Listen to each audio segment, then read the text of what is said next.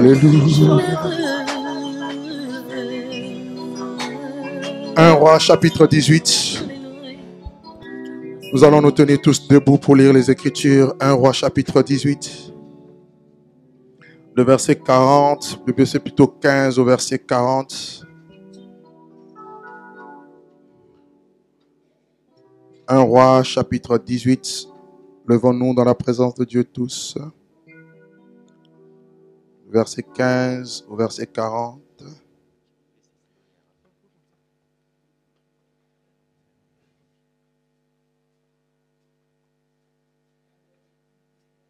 Nous allons lire tous ensemble. 1 Roi chapitre 18. Si nous pouvons nous lever tous, s'il vous plaît. Merci.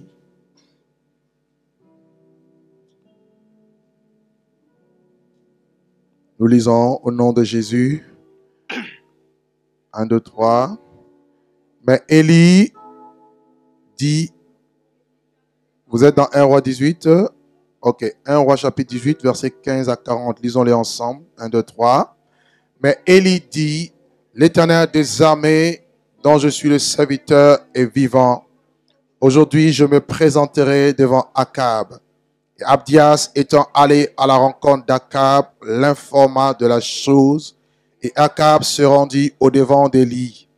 Et à peine Akab aperçut-il Élie qui lui dit, est-ce toi qui jettes le trouble en Israël? Élie répondit, je ne trouble point Israël.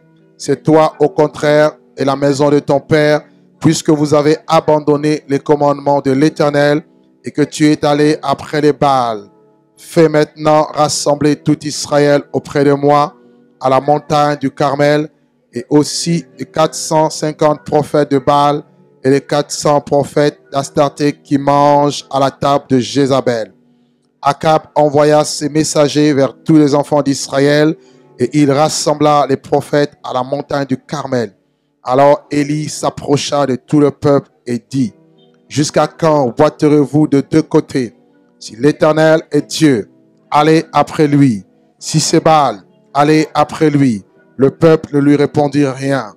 Et Élie dit au peuple, je suis resté seul des prophètes de l'Éternel et il y a 450 prophètes de Baal. Que l'on nous donne 2 taureaux, qu'ils choisissent pour eux l'un des taureaux et qu'ils le coupent par le morceau et qu'ils le placent sur le bois et sans y mettre le feu. Et moi, je préparerai l'autre taureau et je le placerai sur le bois sans y mettre le feu. Puis invoquez le nom de votre Dieu et moi, j'invoquerai le nom de l'Éternel. Le Dieu qui répondra par le feu, ce sera lui qui sera Dieu. Et tout le peuple répondit en disant, c'est bien. Élie dit au prophète de Baal, choisissez pour vous l'un des taureaux, préparez-le le premier, et car vous êtes plus nombreux, et invoquez le nom de votre Dieu, mais ne mettez point de feu. Et ils prirent le taureau qu'on leur donna, et le préparèrent, et ils invoquèrent le nom de Baal depuis le matin jusqu'à midi, en disant, Baal, réponds-nous. Mais il n'y eut ni voix ni réponse, et ils sautaient devant l'autel qu'ils avaient fait. À midi, Élie se moqua d'eux et dit, criez à haute voix, puisqu'il est Dieu, il pense à quelque chose, ou il est occupé, ou est-il en voyage? Peut-être qu'il dort, et il se réveillera. Et ils criaient à haute voix. Ils se firent, selon leur coutume, des incisions avec des épées et des lances, jusqu'à ce que le sang coule sur eux.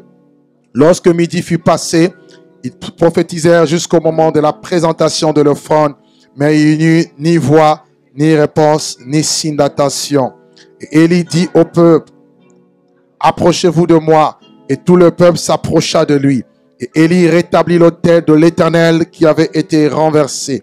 Il prit 12 pierres d'après le nombre de 12 fils de Jacob, auxquels l'Éternel avait dit, Israël sera ton nom. Et il bâtit avec ces pierres un autel au nom de l'Éternel. Et il fit autour de l'autel un fossé de la capacité de 2 mesures de semences. Et il arrangea le bois, coupa le taureau par morceaux et le plaça sur le bois. Et puis il dit, remplissez d'eau 4 cruches et versez-les sur l'holocauste et sur le bois. Et il dit, fais-le une deuxième fois. Et ils le firent une deuxième fois. Et il dit, faites-le une troisième fois. Et ils le firent une troisième fois. L'eau coula tout autour de l'autel et l'on remplit aussi d'eau le fossé. Au moment de la présentation de l'offrande, Élie, le prophète, s'avança et dit, l'Éternel, Dieu d'Abraham, d'Isaac et d'Israël, que l'on sache aujourd'hui que tu es Dieu en Israël et que je suis ton serviteur et que je fais toutes ces choses par ta parole. Réponds-moi, Éternel, réponds-moi, afin que ce peuple reconnaisse que c'est toi qui es l'Éternel, qui est Dieu, et que c'est toi qui ramènes leur cœur. Et le feu de l'Éternel tomba, et il consuma l'holocauste, le bois, les pierres et la terre. Et il absorba l'eau qui était dans le fossé. Et quand tout le peuple vit cela, ils tombèrent sur leur visage et dirent, c'est l'Éternel qui est Dieu, c'est l'Éternel qui est Dieu. Saisissez les prophètes de Baal, leur dit Élie, qu'aucun d'eux n'échappe. Et ils le saisirent, et Élie le fit descendre au torrent de Kison, où il les égorgea. Amen. Parole du Seigneur. Nous prenons tous place. Le thème de ma prédication ce matin s'intitule « Les 12 choses à faire pour que le feu tombe ». Je parlais mardi, pour ceux qui étaient là, à la journée d'action des grâces, du feu de Dieu qui doit brûler constamment et ne jamais s'éteindre. Et Dieu, telle est sa pensée pour nous, telle est sa pensée pour nos vies, telle est sa pensée pour la vie de tout enfant de Dieu, de tout chrétien, de tous ceux qui se disent disciples. Nous avons défini c'était quoi le feu, nous avons assimilé le feu de Dieu à la gloire de Dieu, à la nature même de Dieu. Car il est écrit que notre Dieu est aussi un feu dévorant. Nous avons vu que cette nature a été à la base même, je dirais, de la création de l'homme, à la Genèse. Quand Dieu créa l'homme, la Bible dira qu'il va souffler dans ses narines un souffle de vie. Et le mot souffler veut dire tout simplement allumer. L'homme était comme allumé par Dieu dans le but de ressembler à son Créateur qui lui-même est un feu dévorant. Et malheureusement, ce feu avait été perdu et plus tard, Dieu demandera à Moïse d'allumer un feu sur l'autel, à l'autel qui était dans le lieu saint. Et que ce feu ne devait pas s'éteindre. Et ceci était une image, une préfiguration du baptême de l'Esprit et du baptême de feu que Dieu accordait à tous ses enfants. Et le but de Dieu, c'est que nous ne perdions pas le feu, la flamme de Dieu, car il veut que notre flamme puisse brûler. Alors ici, je nous parlerai des 12 choses essentielles, fondamentales, qui vont vous aider, qui vont nous aider tous les chrétiens à savoir comment maintenir, pourquoi et comment maintenir ce feu, le feu de Dieu. Alors, quand on parle du feu de Dieu, le feu de Dieu, vous devez noter, c'est un signe de l'approbation divine.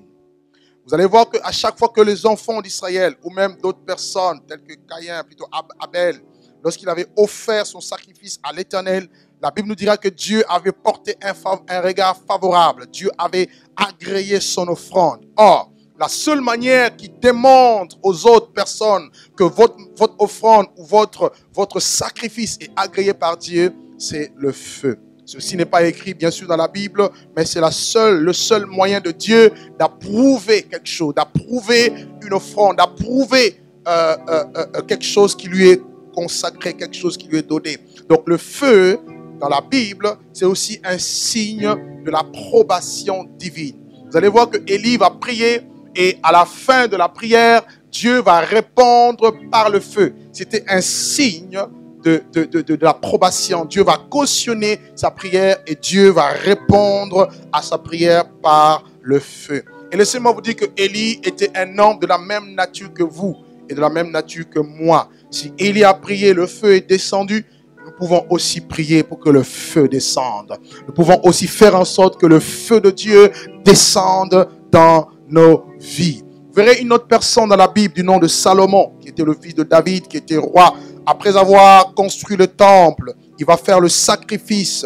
Et la Bible nous dira qu'il va offrir des holocaustes à l'Éternel. Et au moment de la présentation de l'offrande, le feu va descendre du ciel et va consumer le sacrifice qui était sur l'autel. Et tout le peuple qui était là avait vu cela. Et tout le peuple pouvait certifier que Dieu était réellement là. Voyez? Et quand on voit le feu, cela amène aussi la révérence. Ça amène une certaine crainte de Dieu. Ça amène une vie de consécration vis-à-vis de ce Dieu. On reconnaît la grandeur et la puissance de ce Dieu-là. Vous verrez, avant que Christ ne parte dans le Nouveau Testament, avant que Jésus ne parte, il va leur dire à ses disciples, dira à ses disciples de ne pas s'éloigner de Jérusalem jusqu'à ce qu'ils soient baptisés du feu. Jean, en effet, avait dit, moi je vous baptise d'eau pour vous amener à la repentance, mais celui qui vient après moi, je ne suis pas digne de délier la courroie de ce soulier. Alors lui vous baptisera du Saint-Esprit et de feu. Et lorsqu'il meurt, il ressuscite de mort le 3e jour. Il va rester 40 jours avec ses disciples, leur parlant de choses qui concernent le royaume des cieux. Et le jour où il va monter au ciel, sans le secours d'aucun homme, une nuée l'a dérobé, il est parti. La Bible nous dira qu'ils sont restés dans la chambre haute. Ils sont restés jeûner, prier pendant 10 jours.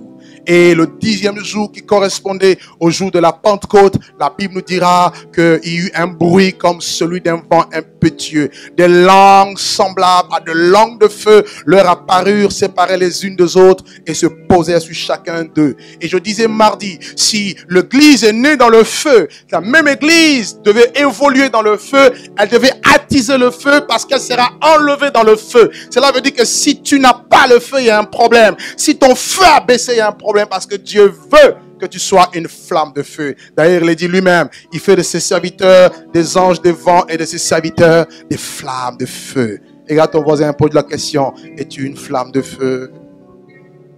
Il t'a pas entendu, regarde-le très bien. Es-tu une flamme de feu? Alléluia. Le feu est aussi la réponse de Dieu à la prière, à la soif. C'est-à-dire, quand vous priez, vous devez vous attendre à quelque chose de Dieu. Lorsque vous avez soif de Dieu, quand vous désirez quelque chose de Dieu, Dieu vous l'amène. Et aussi, aujourd'hui, si le feu de Dieu n'arrive pas quelque part parce que nous sommes déjà rassasiés, nous ne désirons plus les choses de Dieu. Nous ne désirons plus la vie de sanctification. Nous ne désirons plus la vie de consécration. Il est très difficile de voir des chrétiens qui s'organisent pour prendre un temps de jeûne et prière. On n'a plus le temps pour Dieu. On n'a plus le temps pour les choses célestes. Voilà pourquoi le feu est loin de nous. La Bible dit, si vous êtes ressuscité avec Christ, attachez-vous aux choses d'en haut, où Christ est assis à la droite de la majesté divine. En tant que chrétien, en tant qu'enfant de Dieu, tu dois désirer les choses spirituelles. Tu dois désirer les choses de l'esprit, notamment ce feu qui va venir t'embraser et faire de toi une personne particulière. Alléluia.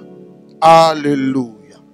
Dieu veut que son peuple expérimente les choses célestes. Dieu veut que son peuple vive et marche dans le domaine du surnaturel.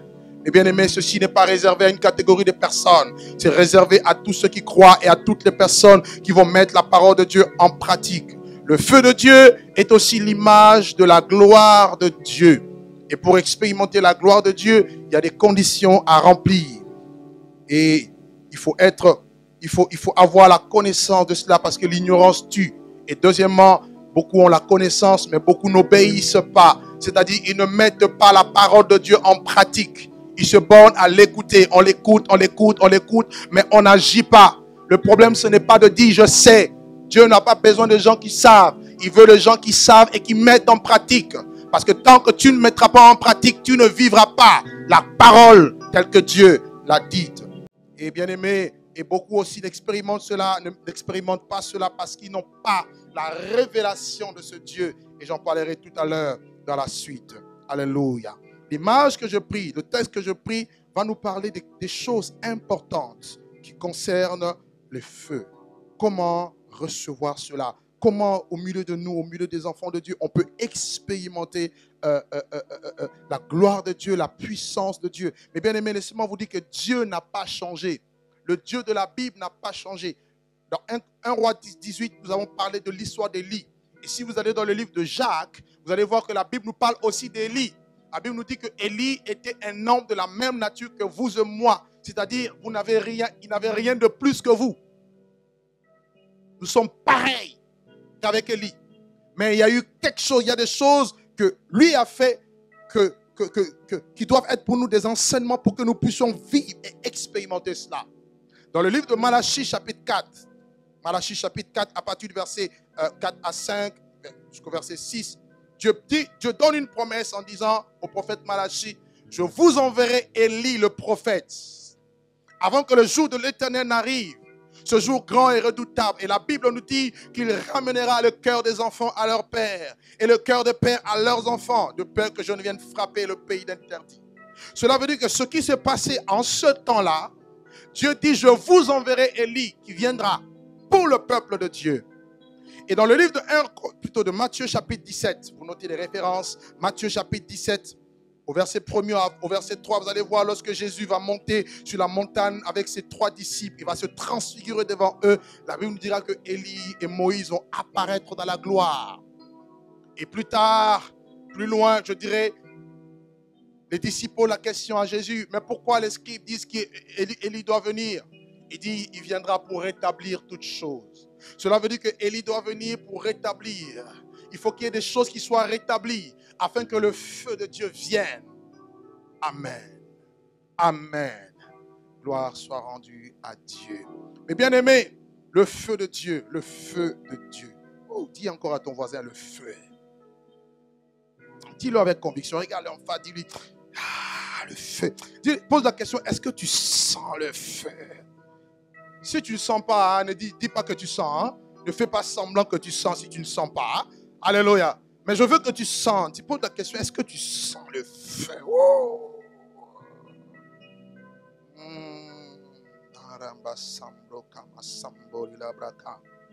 Dieu va commencer à consumer les œuvres de ténèbres. Je vous assure. Vous allez commencer à voir des gens venir et tomber. Je vous dis la vérité. Notez bien ce que je vous dis. À peine ils entrent là, ils tombent parce que le feu va tellement... Et quand vous allez venir au culte comme ça, la gloire de Dieu remplit tellement le lieu. Et je prie que ça soit même jusque dehors là-bas au nom de Jésus de Nazareth. Alléluia. Vous savez, des fois, les satanistes aiment défier. Hein? Ils aiment défier notre Dieu. Ils disent, là-bas, il y a une église, on va tester un peu. On va voir là, le degré de leur chaleur. Dis-lui, tu t'es trompé d'adresse. Regarde ton voisin. Dis-lui, ils se sont trompés d'adresse.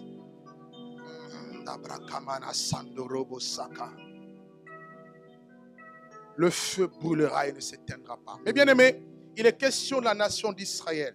Israël était une nation choisie de Dieu comme l'Église est une nation sainte. Israël est une nation qui devait avoir le feu, la flamme de Dieu brûler. Et regardez même dans le désert, la Bible dit que la nuit, la journée, c'était une colonne de nuée qui conduisait Israël et la nuit, c'était la colonne de feu. Israël avait la Shekinah. Israël avait la gloire. Israël, c'est une nation à qui Dieu a remis 7 choses essentielles. 7 choses, vous notez dans 1 Corinthiens chapitre, dans Romains plutôt chapitre 9. La Bible nous dit à Israël appartient la Torah. À Israël appartiennent les alliances. À Israël appartient le culte. À Israël appartiennent les promesses.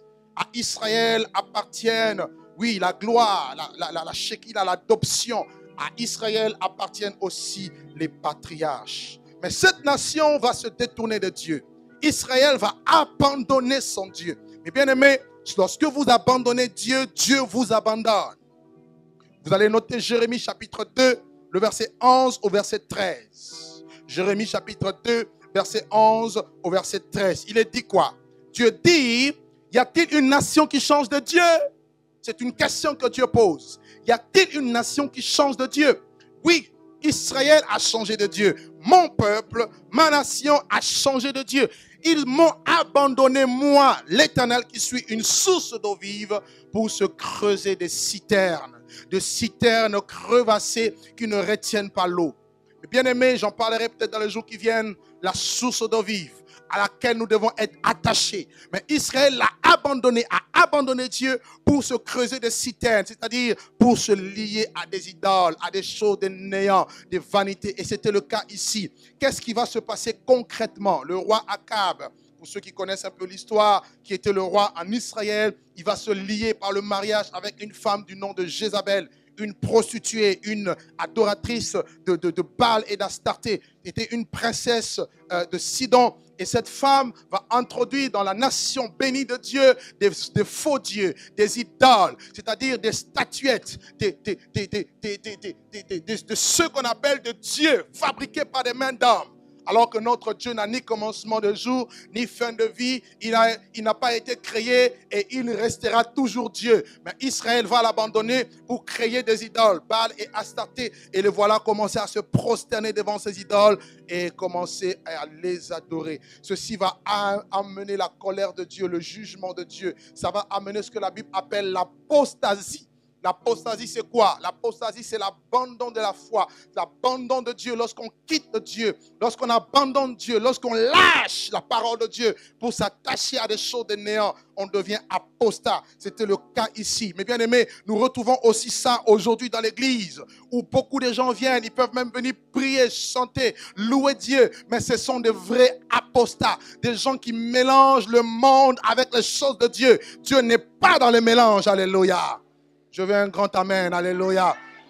Le mélange, beaucoup viennent pour chercher le mariage. On ne vient pas à Jésus pour le mariage. Il y en a qui viennent pour chercher de l'argent. On ne vient pas à l'église pour chercher de l'argent. Il y en a qui viennent pour chercher, je ne sais pas, le succès, le bonheur. Il y en a même qui viennent pour des miracles. Je ne viens pas parce qu'il n'y a pas de miracles. Qui vous a dit qu'on cherche Dieu pour les miracles? Aucun miracle ne peut sauver quelqu'un, mais c'est la présence de Dieu qui peut sauver.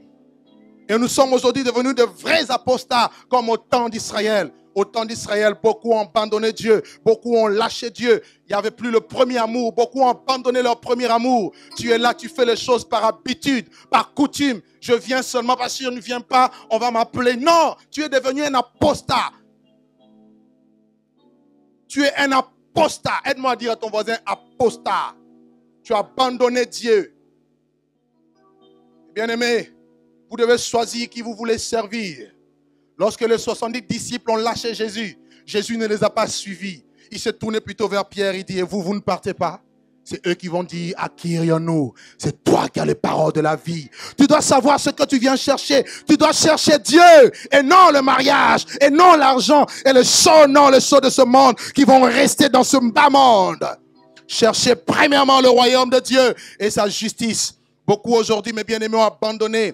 Et la parole de Dieu nous dit dans le livre de 1 Timothée 4, verset 1er, mais l'Esprit de Dieu dit expressement que dans les derniers jours, dans les derniers temps, quelques-uns abandonneront la foi pour s'attacher à des esprits séducteurs et à des doctrines des démons. Écoute bien cette parole. Quelques-uns abandonneront la foi. Il est question de ceux qui ont la foi. Il est question de chrétiens qui ont la foi, qui ont cette flamme, qui ont reçu l'amour de Dieu, qui doit brûler avec ardeur dans leur cœur. Ils abandonnent cela. Ils abandonnent leur premier amour parce que il y a eu des esprits séducteurs, parce qu'il y a eu des doctrines des démons. Et parmi les esprits séducteurs, vous avez cette femme Jézabel. Notez 4 choses que Jézabel amène. 4 choses. 4 choses. Jézabel, c'est un esprit de temps de la fin. C'est l'esprit qui cause des dégâts aujourd'hui. Même parmi les chrétiens, parmi les enfants de Dieu, cet esprit religieux, cet esprit qui amène beaucoup de déceptions, des abus spirituels, cet esprit qui amène l'esprit de contrôle, l'esprit de manipulation, cet esprit qui amène, je dirais, cet esprit de python qui travaille avec la fausse révélation pour corrompre l'esprit de Dieu, pour donner une image d'être l'esprit de Dieu, alors qu'au fond, c'est le mensonge. Bien-aimé, Jézabel amène 4 choses. Premièrement, quand Jézabel arrive quelque part, il détruit le vrai culte dévoué à l'Éternel. Alors que ta vie est un sanctuaire, le feu doit brûler dans ton cœur. Te voilà refroidi. 1. Deuxièmement, Jézabel renverse l'autel de Dieu. Et bien aimé, la Bible dit il faudra que le sacrifice brûle constamment sur l'autel, afin que le feu soit constamment allumé. Et la Bible nous dit qu'il y aura un esprit, ce qu'on appelle l'esprit d'Antichrist, qui va faire cesser le sacrifice perpétuel. L'esprit d'Antichrist, nous dit Daniel, suivez très bien, va faire cesser le sacrifice. Et troisième chose, l'esprit de Jézabel. Jézabel va établir un culte des démons. Croyant rendre grâce à Dieu, gloire à Dieu, on devient adorateur des démons. On adore le diable. Et bien aimé, et Jézabel, c'est un esprit qui tue les vrais prophètes. Un esprit qui tue les vrais prophètes. C'est-à-dire, il est contre l'esprit de vérité. Qui est contre l'esprit de vérité. Qui met en place l'esprit de l'erreur. Ça, c'est l'esprit de Jézabel. Et comme conséquence, c'est quoi? Et le but de Jézabel, c'est quoi? Enlever la crainte de Dieu. Pour que la crainte de Dieu disparaisse dans les cœurs. Vous êtes là, vous venez, vous avez une double vie. Vous ne craignez pas Dieu. Vous avez abandonné l'Éternel. Et la conséquence de l'esprit de Jézabel, le mélange de la spiritualité, la prostitution spirituelle. On vient adorer le nom de Jésus. Lorsqu'on rentre à la maison, on écoute la musique du monde. Et j'entends même des gens qui disent, mais ça fait quoi? Tu pervertis dans l'adoration ton culte. La Bible déclare que tu adoreras le Seigneur ton Dieu et tu le serviras lui seul. Alléluia. Je disais alléluia. Le péché, le mal est appelé bien, le bien est appelé mal. Il y en a même quand on parle du péché, ils s'énervent. Alors que l'esprit de Jézabel amène le péché. Ça vous amène le péché au niveau des pensées, le péché au niveau des paroles, le péché au niveau des actes. Vous posez des actes qui pêchent, de péché qui blessent les hommes, qui blessent les femmes. Et vous êtes saisis par l'esprit de Jézabel. L'esprit de Jézabel a pour conséquence la compromission. Ça amène la compromission. Qu'on ferme les yeux par rapport au mal. Et la conséquence était quoi? La conséquence c'est que Israël boitait de deux côtés. Il ne savait plus quel chemin suivre. Comme tu es là, tu boites de deux côtés. Tantôt tu es à l'église, tantôt tu es dans le monde. Tantôt tu vas dans les fêtes, tu danses comme un vrai païen. Vous vous habillez comme des vrais païennes, des prostituées. Et tantôt vous venez à l'église. Vous êtes dans l'apostasie et vous devez vous repentir au nom de Jésus. Je veux un grand amen. Gloire à Dieu. Et Dieu suscite Élie. Élie, ce n'est pas un esprit qui caresse les gens dans le sens du poil. Élie, ce n'est pas un homme qui va aller dans votre sens. Il vous dit la vérité pour vous sauver, car il n'y a que la vérité qui sauve. Jésus dit, vous connaîtrez la vérité, et la vérité vous affranchira, et la vérité vous rendra libre. Élie vient, il dit, ils ont tué tes prophètes, ils ont renversé tes autels, et je suis resté le seul. Et regardez avec moi dans le texte, parmi les choses que Élie va faire, la première chose qui est importante, nous parlons de 12 choses pour que le feu vienne. La première chose importante, Élie dit au verset 21, regardez avec moi, 1 Roi chapitre 18, le verset 21. Alors Élie s'approcha de tout le peuple et dit, jusqu'à quand boiterez-vous de deux côtés? Si l'Éternel est Dieu, allez après lui. Si c'est Baal, appelez après lui. Et le peuple ne lui répondit rien. Ce peuple ne pouvait pas parler parce qu'il était tellement dans la confusion, tellement dans la compromission. Un pied dedans, un pied dehors. De l'autre côté, on adore Dieu. De l'autre côté, on a les idoles. On a un fil qu'on nous a donné par la tradition, là, un fil soi-disant de protection. On a des bagues mystiques, magiques. On a des choses qu'on a cachées. Mais bien aimé, on mélange Dieu avec les faux dieux. Il dit, choisissez. La première chose, vous devez faire un choix. Notez-le très bien. Pour que le feu tombe, il faut faire un choix.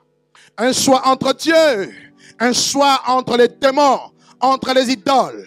Vous devez choisir entre la sanctification et le péché. Pas de mélange. Élie incite le peuple à faire le choix entre Dieu et Baal, entre le monde, entre les idoles. Mais bien aimé, tout commence par le choix.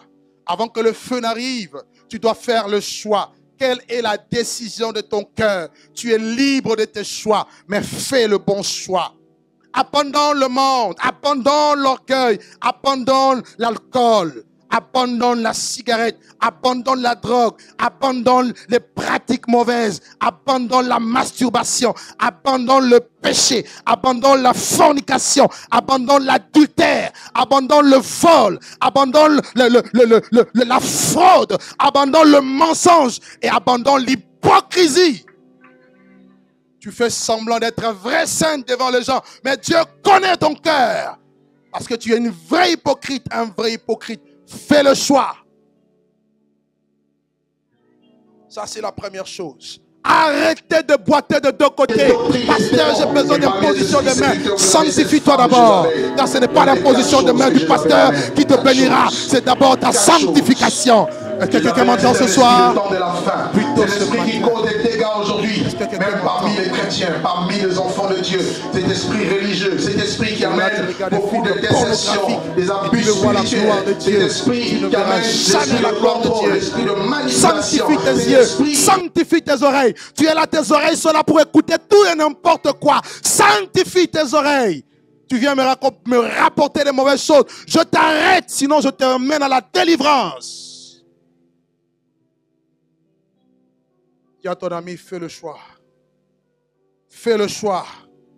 Non, c'est moi qui te dis, dis-lui, fais le choix. Touche-le comme ça, fais le choix. Ça, c'est la première chose. Car le feu ne tombera pas tant que le choix n'est pas fait. Deuxième chose, regardez avec moi, toujours. 1 Roi 18, le verset 30. Élie dit à tout le peuple, approchez-vous de moi. Deuxième chose, rassemblez le peuple de Dieu. Vous ne notez pas, vous venez à l'église, vous ne notez pas. Il faut avoir un cahier, un stylo pour noter. Il faut avoir sa Bible pour lire. Alléluia. Car ce n'est pas du tourisme qu'on fait. Nous venons pour apprendre de Dieu et évoluer dans notre foi. Deuxième chose, je disais, rassembler le peuple de Dieu. Élie convoque le peuple au mont Carmel avec tous les faux prophètes. Ils étaient au nombre de 850. 450 prophètes de Baal, 400 prophètes d'Astarté qui mangeaient à la table de Jézabel. Pourquoi? Parce que le feu de Dieu ne tombera pas au milieu d'un peuple dispersé. Là où il n'y a pas l'unité, n'espérez pas voir la gloire de Dieu. Et l'église aujourd'hui est divisée. Les chrétiens sont divisés. Vous êtes là, vous parlez de l'unité. Vous-même, vous êtes divisés. Repentez-vous. Division. Dans l'église aujourd'hui, il y a des clans. On fait des clans, tel pour tel. Moi, je suis pour Paul. Moi, je suis pour Pierre.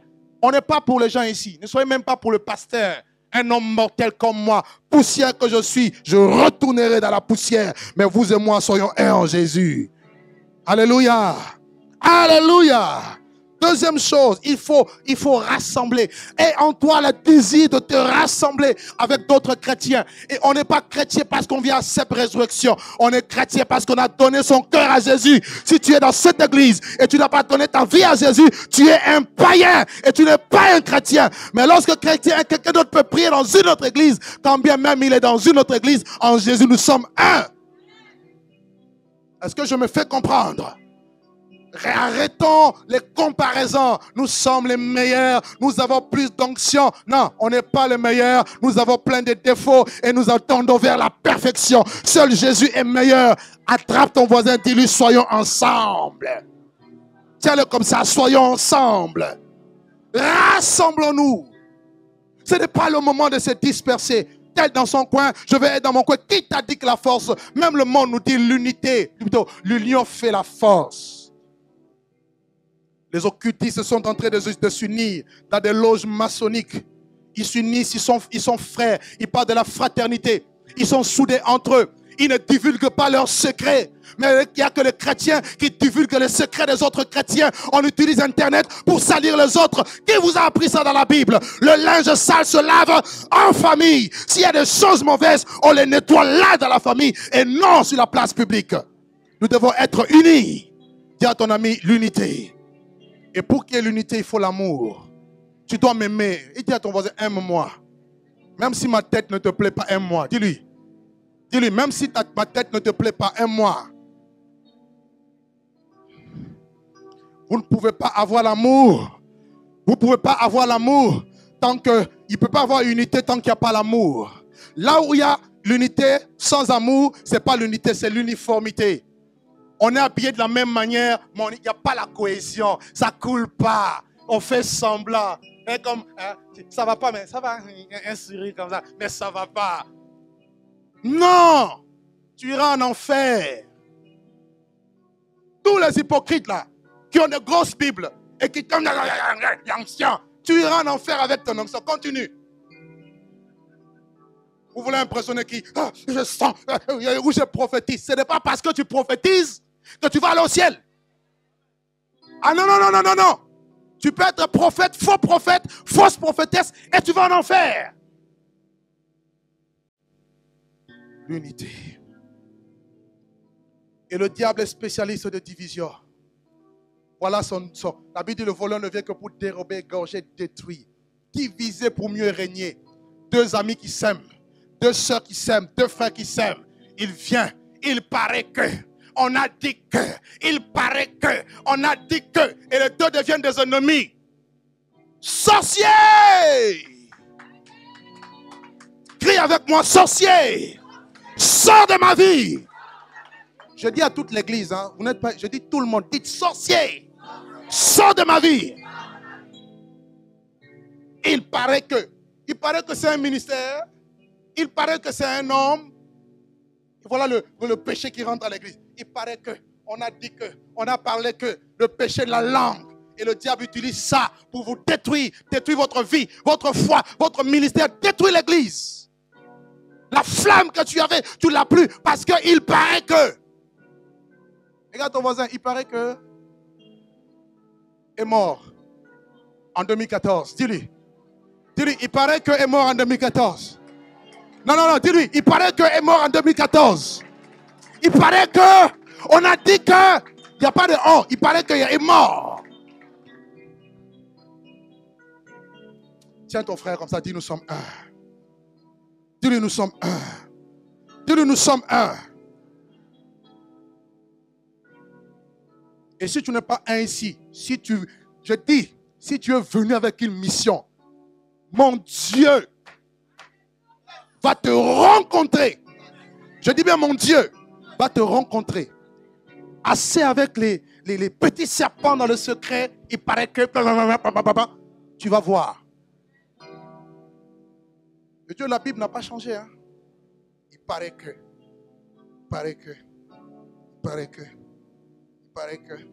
On a dit que. Moi, même pas. Moi, ceci. La gloire de Dieu se manifeste dans l'unité. Jean chapitre 17, verset 22. Jésus dit, je leur ai donné la gloire que tu m'as donnée afin qu'ils soient un. S'il n'y a pas l'unité, il n'y aura pas la gloire de Dieu. Ne vous trompez pas. Et que l'église, corps du Christ, arrête de se torpiller les uns les autres. Que les pasteurs, les apôtres, les prophètes arrêtent de torpiller les autres. Votre ministère, ce n'est pas de regarder ce que les autres font pour les casser. Votre ministère, c'est de prêcher Jésus et de prier pour les faibles. Voilà ce que Dieu attend de vous. Aujourd'hui, la diffamation est devenue un ministère.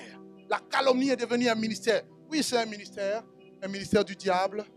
Ce n'est pas le ministère de Jésus-Christ. Il est venu non pour sauver, pour te détruire, juger, mais pour sauver. Troisième chose à faire pour que le feu descende. Toujours dans un roi.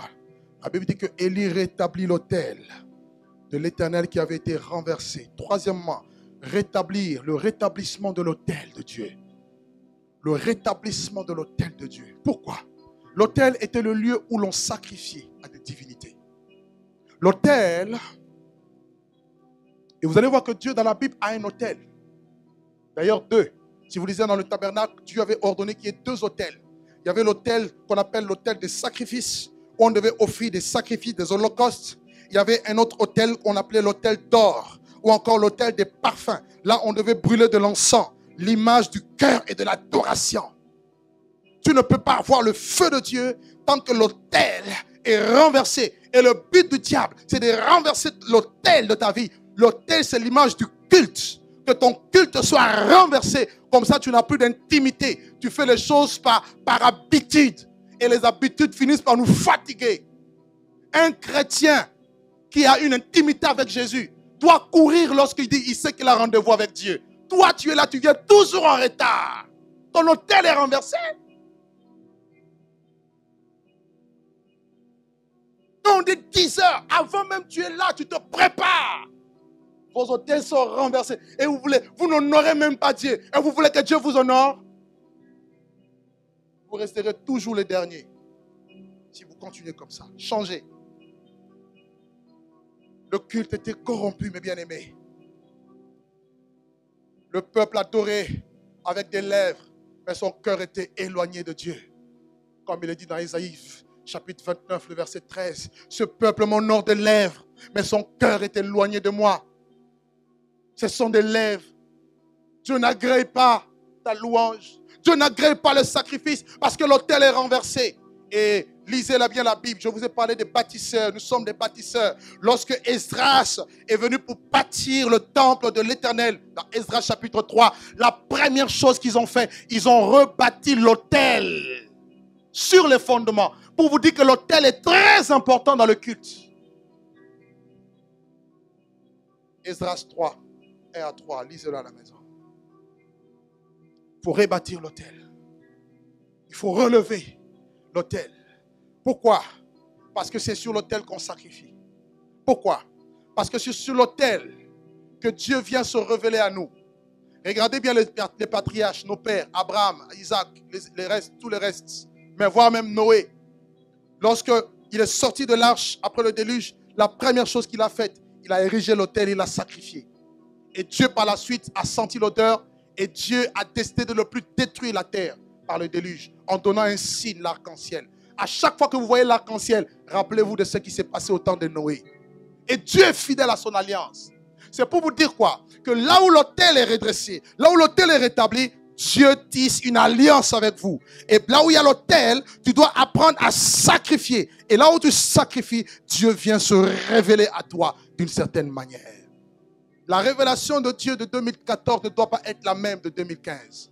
Cherche une nouvelle révélation. Que Dieu se démontre, se révèle à toi différemment. Restaurer l'autel. Et dans Matthieu 17, verset 11, la Bible dit Élie va rétablir toutes choses. Élie est un type de bâtisseur, un bâtisseur d'autel. Pour rétablir l'autel, nous sommes appelés à rebâtir nos cultes. Mais bien aimés, ne jouez pas avec cela. Ne venez pas au culte comme ça, vous vous réveillez, vous dormez toute la nuit. Vous allez dans des fêtes, vous mangez, vous dansez. Et le matin, vous êtes fatigué, vous n'avez même pas le temps de venir prier. Mais bien aimé, ça c'est l'esprit du monde. Plus ça va, plus le monde ne veut pas que vous ayez le temps pour Dieu. On vous pousse à travailler le dimanche, on vous pousse à ne pas avoir le temps pour Dieu. Mais vous avez le temps pour aller festoyer, le temps pour manger. Mais bien aimé, moi il y a des choses, j'ai dit non. Même vous qui allez vous marier, arrêtez vos fêtes avant pour que le dimanche vous soyez au culte. On me dit pas amen. On me dit, pasteur, tu es trop dur. Je ne suis pas dur. Moi, je me suis marié, ma famille est ici, ma belle famille est là. Le lendemain, j'étais au culte. Le mariage est devenu un Dieu. Parce qu'on s'est marié, on n'a plus le temps pour Dieu. Quoi? Mon Dieu! Non. Fais comme ça, non. Fais comme ça avec moi, non. Il faut que les choses changent. N'ayez pas peur. Et la famille va dire quoi? Ils sont obligés de se plier. D'ailleurs, on va voir. Il faut que ta famille dise que non, c'est l'Éternel qui est ton Dieu réellement. Alléluia. Alléluia. Quatrième chose. La Bible dit au verset 31, il prit 12 pierres d'après le nombre des tribus de Jacob, des fils de Jacob, ainsi que l'Éternel avait dit, Israël sera ton nom. Quatrième chose pour que le feu descende. Mais bien aimé, il faut remettre les fondements à leur place. Israël était divisé, c'est-à-dire il y avait schisme. Le royaume du nord qu'on appelait Israël avec 10 tribus et le royaume du sud qu'on appelait Juda. Il y avait schisme, division, séparation. Et Élie, sachant que Dieu ne peut pas agir dans la division, va d'abord faire en sorte que le chose soit rétabli sur les bonnes bases. Dieu considère les bases. Il faut faire les choses d'après le plan de Dieu, d'après le plan et la vision du Seigneur. Et le 12, c'est le chiffre du fondement. Les 12 tribus d'Israël nous parlent aussi de l'Église.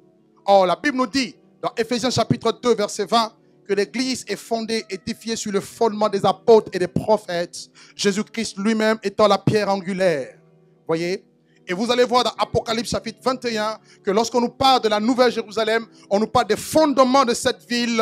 Il y a les 12 noms des 12 tribus d'Israël. Or, la Nouvelle Jérusalem, c'est nous. C'est cette épouse qui descend du ciel, d'après les Écritures. C'est pour dire quoi? C'est pour dire que avant que le feu vienne, nous devons vérifier nos bases. Nous devons vérifier, est-ce que nous sommes dans la saine doctrine, mes bien-aimés. Nous devons vérifier, est-ce que nous avons les 2 pieds en Christ. Avant que le feu ne tombe à la Pentecôte, Judas était mort parce qu'il avait trahi Jésus. Pierre va demander à ce qu'on puisse faire un choix.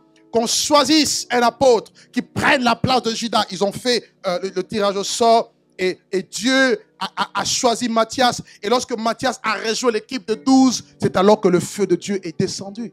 Cela veut dire que lorsque les fondements sont renversés, le juste, que fera-t-il?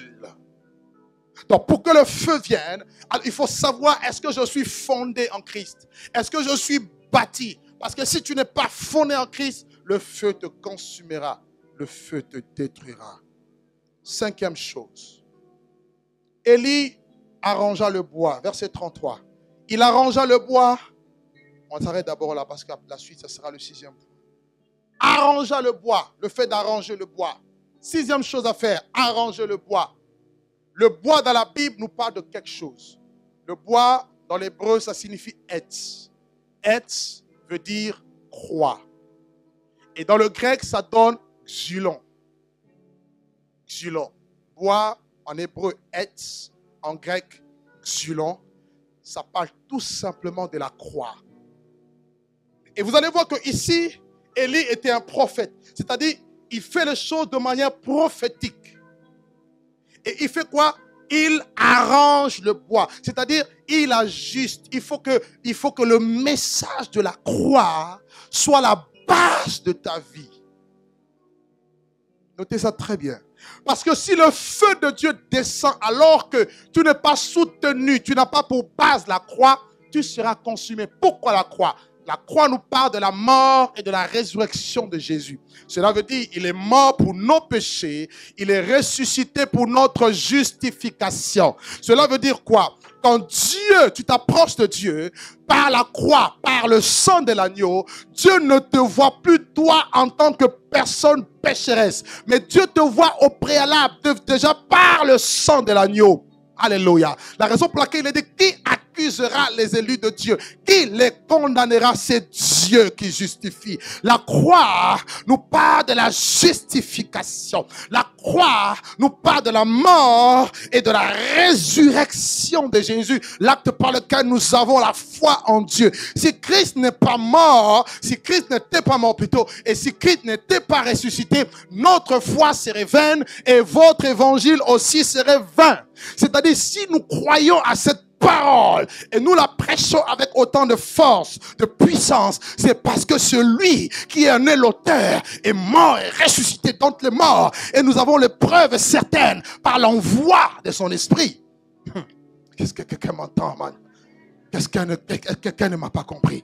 Quelqu'un n'a pas compris ce que je veux dire. Je veux dire par là, lorsque la croix, quand Dieu voit la croix, Dieu est satisfait. Tu peux restaurer l'autel, mais un autel sans la croix, ça n'a pas de sens. Mais lorsque Dieu voit la croix, Dieu ne te voit plus tel que tu es. Dieu te voit au travers de Jésus-Christ.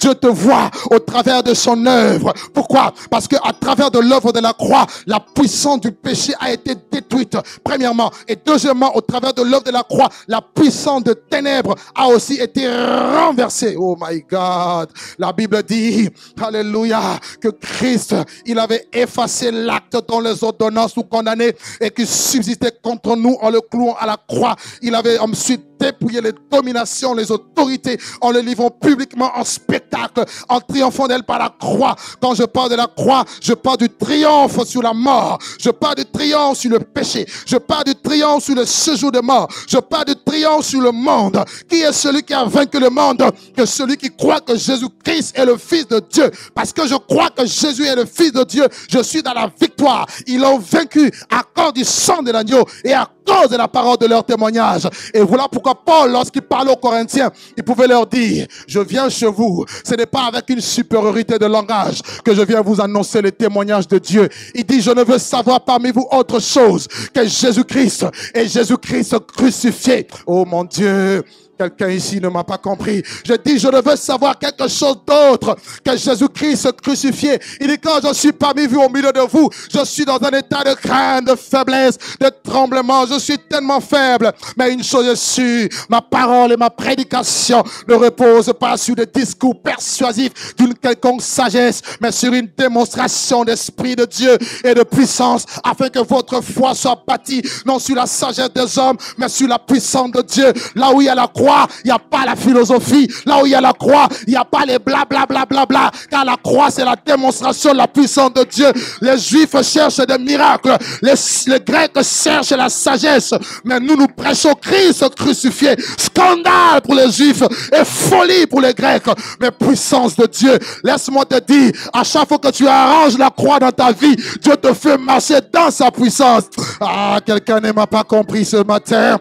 Je disais, à chaque fois que tu marches dans la croix, avec l'œuvre de la croix signifie quoi? Je suis faible, c'est vrai. Mais quand je suis faible, c'est alors que je suis fort. Parce que la croix, c'est la puissance. Dieu vient faire un shift. Il te sort de la faiblesse et il te transporte dans la force. Est-ce que quelqu'un m'a compris?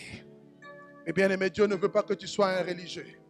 Dieu ne veut pas que tu sois quelqu'un qui soit là et qui ne comprenne pas que avant que le feu descende. Mais bien aimé, si Jésus n'était pas mort, le Saint-Esprit ne viendrait jamais. Sachez-le. La raison pour laquelle il leur dit, il vous est avantageux que je m'en aille.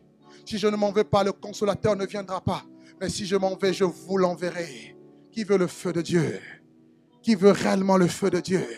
Alors tu dois dire merci à Jésus tous les jours pour son sacrifice à la croix. Tu dois lui dire merci. Autre chose. Somme 4e point. 6e point. 6e chose à faire. Il faut couper le taureau.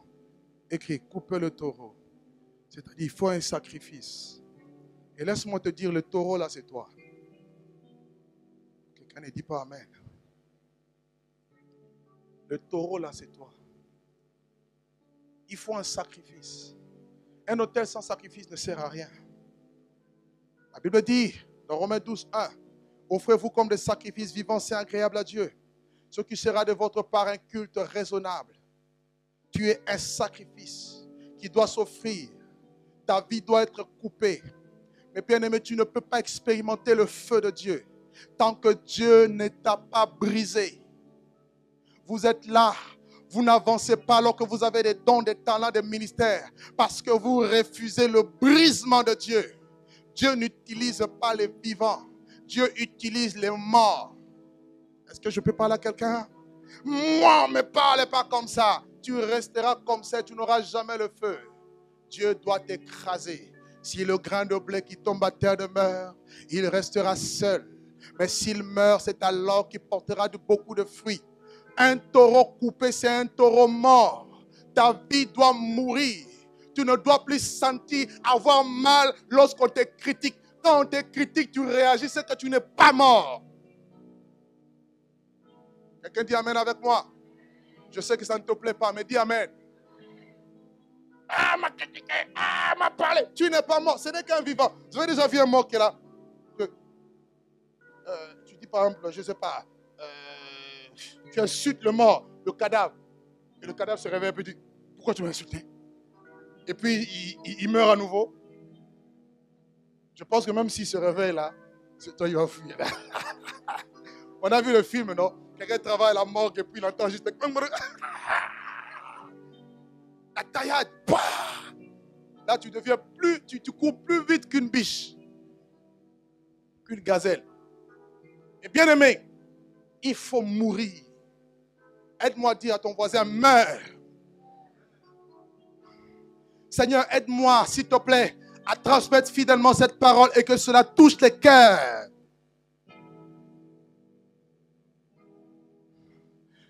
Il faut le brisement. Dieu va te couper en 1000 morceaux. Tu es un sacrifice. Dieu coupe la jambe et coupe et il te place là.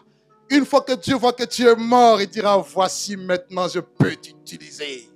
Dieu ne vous utilisera jamais à un plus haut niveau tant que vous serez toujours vivant. Je vous dis la vérité, vous devez être sacrifié sur l'autel. Acceptez le mépris, acceptez le rejet, acceptez les calomnies, les critiques. Acceptez-le. Ça peut être de la part de la famille, des amis, peu importe. Accepte cela. Plus tu l'acceptes, plus Dieu travaille en toi, plus Dieu est capable de t'utiliser. Plus le feu de Dieu peut descendre à la vie de quelqu'un. Est-ce que quelqu'un peut me dire à Dieu, Seigneur, me voici, brise-moi encore. Fais avec moi cette prière, Seigneur, me voici, brise-moi encore. Brise. l'esprit, le caractère de, je ne sais pas, le mauvais caractère que j'ai. Et Dieu, là, il pourra, mes bien-aimés, se servir de vous. Le problème de l'église se trouve là. L'église est trop dans la chair. L'église de Jésus de la fin des temps est trop dans la chair et n'est pas dans l'esprit. C'est une église qui refuse le feu de l'épreuve. Une église qui refuse les tribulations. Une église qui ne veut pas la persécution. Une église qui veut être servie sur le plat. On ne veut pas payer les prix pour que les choses avancent. On veut voir les choses déjà arriver comme ça. Et bien aimé, avec Dieu, il faut payer le prix. Aide-moi à dire à ton voisin, paye le prix. Il faut payer le prix, mes bien-aimés. Les choses de Dieu ne s'acquièrent pas comme ça. Non, vous allez attendre des années. Même Jésus, pour sauver le monde, il a payé le prix. Le prix, c'est son sang. Apprends à payer le prix. Paye le prix dans le jeûne. Je bénis Dieu, nous commençons demain un mois de jeûne et prière où nous allons payer le prix pour l'église de Jésus en France. Je vais entendre un grand amen. Et gare à toi si tu manges parce que tu auras une mot de ventre au nom de Jésus de Nazareth. Même si tu ne dis pas amen, c'est comme ça. Tout le monde jeûne sans exception. Assez de paroles. On dit, non, pasteur, tu ne vois pas que cette décision-là, il faut... Viens prier, viens ici. Viens jeûner, viens dormir au sol. On parle trop, mais on ne se consacre pas. On se consacre peu. Dieu n'a pas besoin de vos paroles. Le royaume de Dieu ne consiste pas en paroles, c'est en puissance. Alléluia. Je vous ai blessé. Pardonnez-moi. 6e chose. 7e chose. Élie dit, regardez avec moi le verset 36. Au moment de la présentation de l'offrande, Élie le prophète s'avança et dit, Éternel Dieu d'Abraham, d'Isaac et d'Israël, que l'on sache aujourd'hui que tu es Dieu en Israël et que je suis son serviteur. J'ai fait toutes ces choses par ta parole. Et regardez ici, vous allez voir que Élie parle à Dieu. Il donne la révélation de Dieu. Mes frères, pour que le feu tombe, tu dois besoin de connaître qui est ton Dieu. Beaucoup connaissent le Dieu qu'on leur parle. Je peux vous parler de plusieurs manières de Dieu. Mais s'il ne se révèle pas personnellement à vous, vous ne le connaîtrez pas. Ce n'est pas dans une école. Ce n'est même pas pendant la prédication. La raison pour laquelle Paul disait, illumine les yeux de leur cœur pour qu'ils voient, qu'ils comprennent. Je prie le Seigneur aujourd'hui qu'il puisse illuminer les yeux du cœur, des cœurs de quelqu'un pour que cette personne connaisse Dieu. Si tu connais Dieu, ta relation avec Dieu et les autres va changer. Alléluia. Beaucoup de personnes n'évoluent pas parce que tout simplement elles n'ont pas de relation avec Dieu. Parce qu'on ne connaît pas Dieu. Tu connais le Dieu qu'on te parle, mais expérimente-le. Tu peux lui dire, Seigneur, révèle-toi à moi. Montre-toi à moi. Je veux te connaître. Que cela soit le désir dans ton cœur. Qu'est-ce que tu cherches dans tes prières? Le travail, un mari, la maison, ces choses sont passagères. La meilleure chose à chercher, à désirer, c'est de connaître Dieu. Alléluia. Je veux te connaître, Seigneur. Je veux te connaître encore. Plus de toi, Seigneur, dans ma vie. Voilà ce qui doit être le cri de ton âme. Élie a dit, tu es le Dieu d'Abraham. Mais bien aimé, à l'époque, lorsque Dieu entendait le nom Abraham, Isaac, Dieu d'Abraham, d'Isaac et d'Israël, Dieu venait se manifester. Vous savez pourquoi? Parce qu'Abraham, au milieu d'une génération perverse et corrompue, c'était le premier qui avait cru. Alléluia. Lorsque Moïse a demandé à l'ange, j'irai vers les enfants d'Israël, je leur dirai quel est son nom. Il lui dira, je suis le Dieu d'Abraham, d'Isaac et de Jacob. Je m'appelle Je suis. Le Dieu d'Abraham est celui qui s'appelle Je suis. Parce qu'à la montagne, alors qu'Abraham était parti sacrifier Isaac, il dit, à la montagne de l'Éternel, et il sera pourvu. Abraham a cru, lorsque même il ne fallait pas croire, espérant contre toute espérance. La Bible dit, il crut. Amen. Et Dieu aide quelqu'un ce matin à avoir la foi en toi. Aide quelqu'un ce matin à te connaître. Mais bien aimé, Dieu, on s'approche de lui par la foi. Dieu n'est pas une image. La Bible dit c'est par la foi que nous croyons que Dieu existe, que l'humanité a été créée par la parole de Dieu. Car sans la foi, il est impossible d'être agréable à Dieu. Je m'approche de ce Dieu que je connais, que je vais encore connaître. Et je bénis Dieu. Ça c'était au temps d'Élie. Mais en la nouvelle alliance, nous sommes dans une nouvelle dispensation. La Bible dit, nous savons que le Fils de Dieu est venu et qu'il nous a donné l'intelligence pour connaître le véritable. Oh my God, nous sommes dans le véritable en son Fils Jésus, celui qui est le Dieu véritable et la vie éternelle. Ce qui veut dire que dans la nouvelle alliance, notre Dieu s'appelle Jésus. Quiconque invoquera le nom de Jésus, celui-là sera sauvé. Mais bien-aimé, tu dois connaître Jésus intimement. Tu dois avoir la révélation personnelle de Jésus. Oh my God. Aide ce peuple, Seigneur. Dis à Dieu, ouvre mes yeux. Je vais te voir. Je vais te connaître. Je veux te sentir. Je veux te saisir. Ne sois pas dans la religion.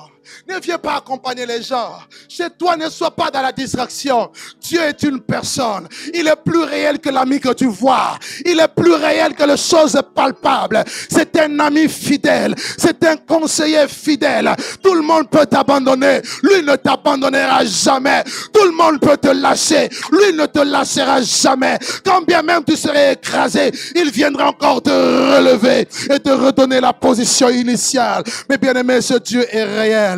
Il est venu nous donner la révélation de Jésus. Bien aimé, lorsque Élie a prié de la sorte, quelque chose s'est passé. Quelque chose s'est passé. Il dit, je fais ces choses d'après ta parole.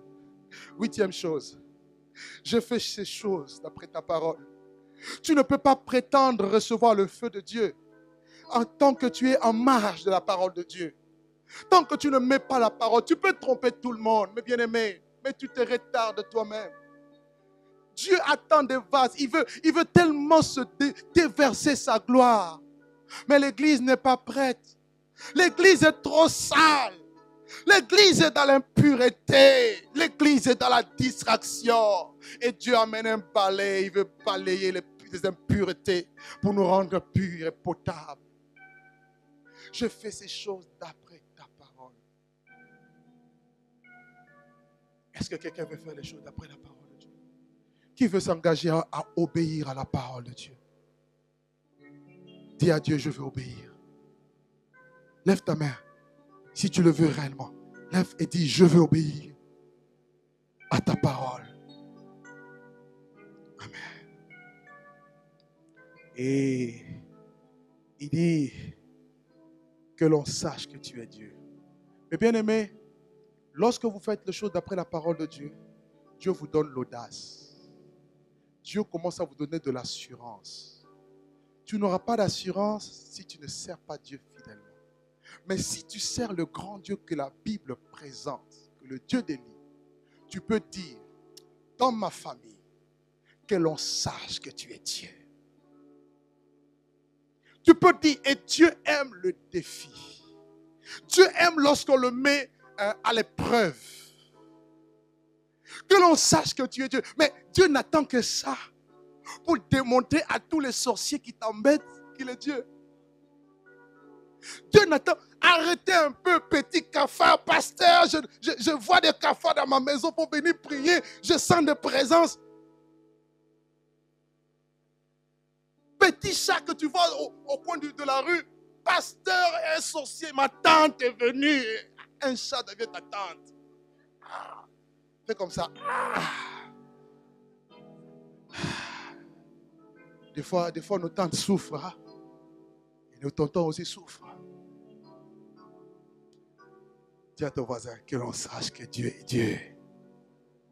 Dis-lui que l'on sache que Dieu est Dieu. Je prends Dieu à témoin. Que l'on sache que cette année 2015, tu es mon Dieu. Et deuxièmement, que l'on sache que je suis ton serviteur. C'est-à-dire quoi? Quand tu es serviteur, tu n'es pas serviteur du président de la République qui n'a qu'un mandat de 5 ans. Tu n'es pas serviteur d'un roi mortel. Tu es serviteur d'un Dieu qui a un mandat à durée indéterminée. Tu es serviteur ou servant de Dieu Tout-Puissant. Mais bien aimé, Dieu dit, je confirme la parole de mes serviteurs et j'accomplis ce que prédisent mes envoyés. Donc il y a des choses qui vont commencer à changer, non seulement parce qu'une prophétie est sortie, mais parce que tu as défié Dieu. Je suis venu dire à une personne, il y a des choses qui vont commencer à sortir. Cette année-ci, le chômage est enterré l'année passée. Cette année-ci, que l'on sache que tu es Dieu, je dois me multiplier. Cette année-ci, les portes qui étaient fermées, elles s'ouvrent. Que l'on sache que je suis ton serviteur. La parole, ce n'est pas la parole du pasteur, mais c'est la parole de Dieu dans ta bouche, dans ton cœur. Une parole de foi que tu dois prophétiser. Je suis venu dire à une personne, le temps de dormir est passé. Si tu veux voir le feu, tu dois défier Dieu. Dieu n'attend que tu le défies, que tu dis alléluia, que l'on sache que tu es Dieu et que je suis ton serviteur. Et il dit, vous verrez la différence entre les serviteurs de Dieu et ceux qui ne sont pas serviteurs de Dieu. Si tu ne parles pas ainsi, c'est que tu n'es pas serviteur de Dieu. Mais si tu es serviteur, servante, je te dis, Dieu te donne l'audace. 10e chose, c'est ça? Je m'en vais vers la fin. La Bible dit, Élie a prié. Élie a prié. Réponds-moi, Éternel, réponds-moi. Afin que ce peuple reconnaisse que c'est toi qui es Dieu et que c'est toi qui ramènes les cœurs. Il a prié. Dieu exauce les prières. Dieu exauce les prières des hommes droits. Dieu exauce les prières des hommes justes. La prière de juste lui est agréable. La prière des méchants est une abomination aux yeux de Dieu. La prière agissant du juste a une grande efficacité. La prière du juste peut sauver toute une nation. Si la France tarde à venir au Seigneur, parce que les chrétiens en France ne prient pas suffisamment pour que les cœurs se tournent au Seigneur. Mais bien aimés, nous avons toutes les preuves de la Bible. Dieu n'est pas un menteur. Si les choses ne viennent pas, la faute n'est pas à Dieu. La faute c'est à nous. Et nous devons nous repentir. Alléluia. Alléluia. Prière. Et la Bible dit au verset 39, le verset 38. Ça, c'est la 10e chose. Est-ce qu'on peut le lire tous ensemble, le verset 38? Il a dit quoi? Et le feu de l'Éternel tomba. Arrêtons là. Et le feu tomba. Le feu qui est la réponse de Dieu est tombé. Le même feu qui est tombé hier, c'est le même feu qui doit tomber tous les jours de ta vie. Tous les jours de ta vie. Quand le peuple a vu le feu, est-ce que le peuple avait besoin de commentaires? La Bible dit, ils se sont tous prosternés. Et ils ont dit que c'est l'Éternel qui est Dieu. 11e chose, le feu de Dieu amène le réveil. Quand je parle du réveil, je ne parle pas des autres, je parle de toi. Le réveil. Le réveil spirituel. Le peuple tombe, le visage prosterné contre terre, devant la grandeur du Dieu d'Élie. Cette grandeur qui a été démontrée là sur le mont Carmel. Le royaume de Dieu a été prouvé en acte. Vous savez, quand les gens fléchissent les genoux, même quand les démons fléchissent les genoux, cela est la preuve et le signe que notre Dieu règne. La Bible dit que tout genou fléchira dans les cieux, sur la terre et sous la terre. C'est-à-dire, nous sommes en spectacle aux hommes, aux anges et au monde. Et les genoux doivent fléchir au ciel, sur la terre et sous la terre. Et toute langue doit confesser que Jésus est Seigneur. Même s'ils ne se convertissent pas, ils doivent dire que votre Dieu est le véritable Dieu. Il faut que tu arrives, il faut que tes ennemis arrivent à dire, oui mon frère, le Dieu que tu sers est réellement vivant. Parce qu'ils ont vu. Mais s'ils ne voient pas le feu, ils ne viendront pas. Éphésiens 3 nous dit, les dominations doivent connaître par l'Église la sagesse infiniment variée de Dieu. Et pour conclure, le 12e point, verset 40, Élie dit, saisissez les prophètes de Baal et qu'aucun d'eux ne s'échappe. Et il les saisit, et il les fit descendre au torrent de Kison et il les égorgea. Dis à ton ami, il faut égorger les faux prophètes. Ah, tu ne parles pas. Regarde-lui, dis-lui, égorge les faux prophètes. Ne fais pas comme Élie, ne va pas prendre une épée pour couper. Les faux prophètes doivent être égorgés. Vous allez lire Deutéronome chapitre 13, verset 5 et Deutéronome 18, verset 20. Deutéronome 13, verset 5 et Deutéronome 18, verset 20. Dieu avait dit aux enfants d'Israël que tous les faux prophètes qui parleraient en son nom devaient être punis de mort. Pourquoi? Parce que ce qui a amené toutes les mauvaises choses que nous avons parlé, c'était la présence d'un faux prophète. Et si le faux prophète demeure parmi les enfants de Dieu, l'esprit de la fausse prophétie va renaître à nouveau. Alors Dieu dit, égorgez-les. Ôtez le méchant du milieu de vous. La sanctification exige aussi le fait de ôter les méchants du milieu de l'assemblée des saints. Parce que c'est une chose que le feu d'être allumé. Mais la présence des faux prophètes fera en sorte que le même feu qui est allumé s'éteigne. Voilà pourquoi vous êtes tout feu, tout flamme. 6 mois après, on baisse. Faux prophètes quelque part. Et nous devons égorger les faux prophètes. Sortir les faux prophètes du milieu de nous. Alléluia. Alléluia. Église, je veux finir. Vous avez le droit de dire à une personne qui vous apporte une prophétie qui n'est pas de Dieu. Vous avez le droit de lui dire, tais-toi, ta prophétie est fausse.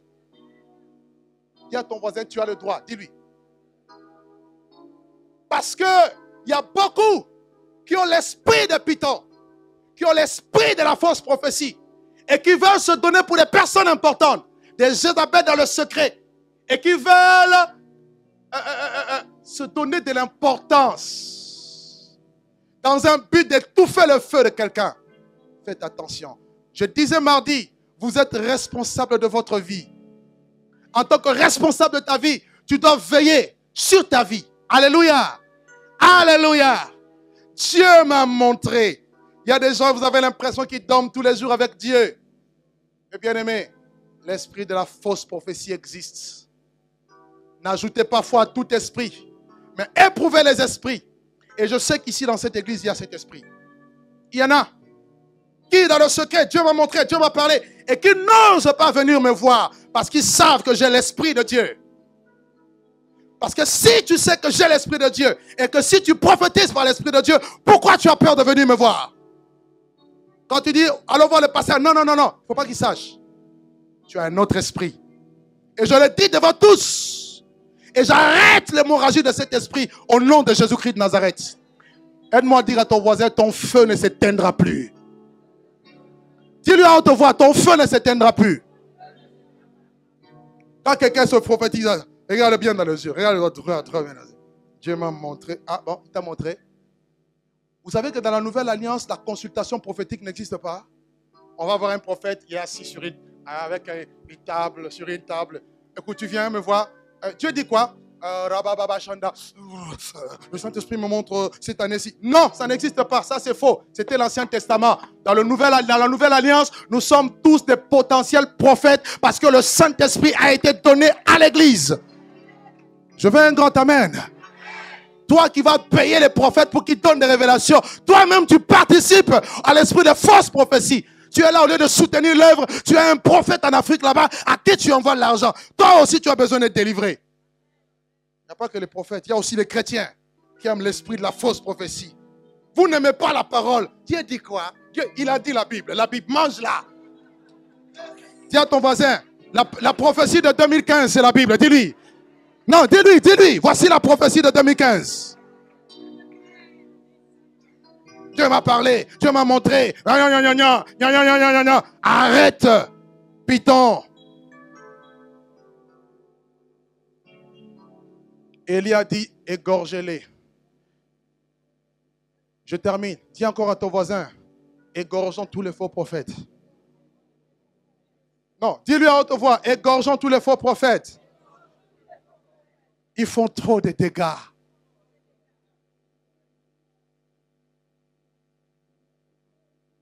Que Dieu bénisse sa parole au nom de Jésus. Nous acclamons très fort le nom de Jésus.